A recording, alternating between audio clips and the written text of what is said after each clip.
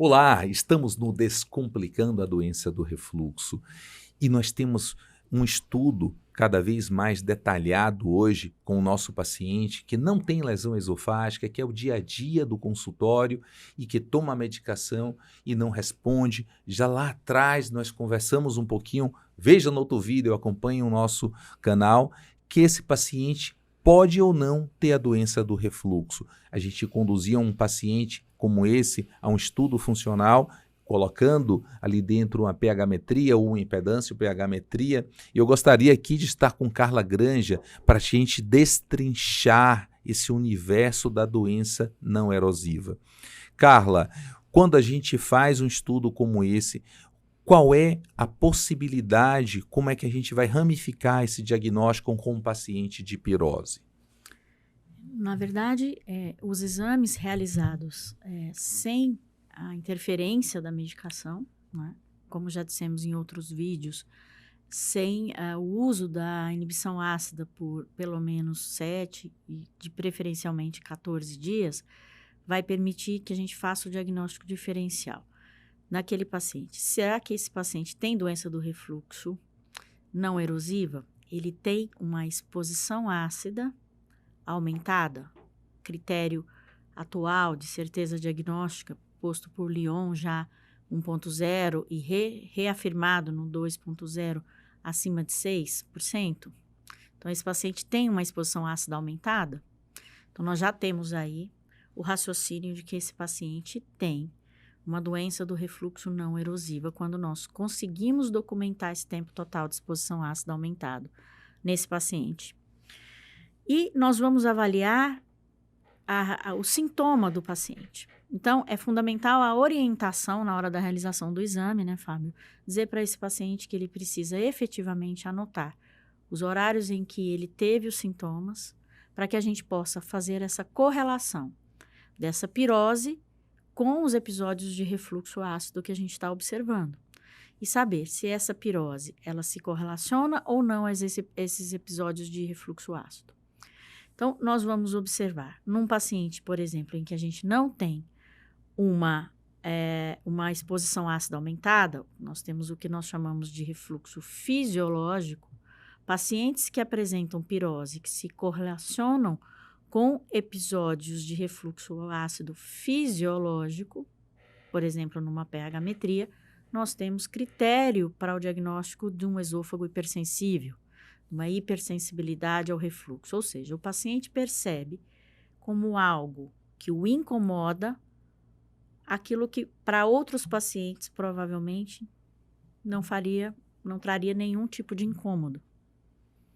E é muito interessante a gente observar isso, a gente vê isso nitidamente nos nossos exames. Muitas vezes pacientes que têm 100% de correlação com os episódios de refluxo fisiológico. Ele sente cada episódio de refluxo fisiológico e queixa de pirose. Incrível como esse esôfago é sensível àquilo, né? Incrível. E a gente tem também o diagnóstico diferencial daquele paciente que não tem essa correlação positiva com os episódios de refluxo fisiológico. E aí nós vamos raciocinar dentro de um critério diagnóstico para pirose funcional. E aí esse paciente é o paciente que a gente deve pensar que ele não tem uma real indicação de uma inibição de bomba de prótons ou de uma medicação que iniba a acidez, e é um paciente que deve provavelmente ser trabalhado com neuromodulação. É incrível, Carla, esse raciocínio, porque muitos dos pacientes que são conduzidos para um diagnóstico de refratariedade, muitas vezes ele não foi abordado para um diagnóstico de suficiência para isso. E quando nós temos esse leque, eu acho que aí vale a pena a gente deixar para o clínico, para o gastro que está começando essa abordagem, essas duas linhas, quando o paciente tem uma exposição ácida aumentada acima de 6, esse paciente realmente tem a doença do refluxo, tá? E o paciente pode ter a doença do refluxo correlacionado com um sintoma.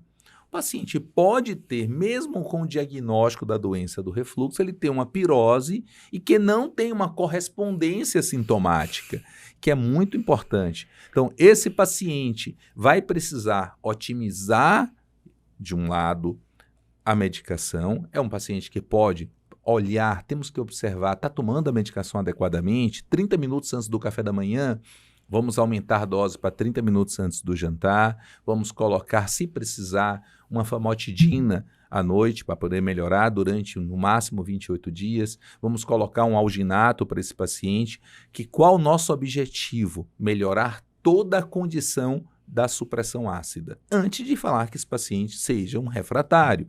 Então, eu gosto muito de um artigo que fala que é uma visão muito além do ácido.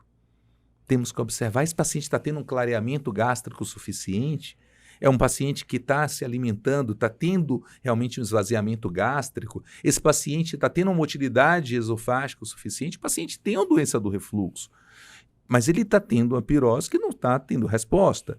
E outro caso, a pirose do paciente pode ser de uma ativação neurosensorial. Então, vamos observar como é que está o estado psicológico desse paciente.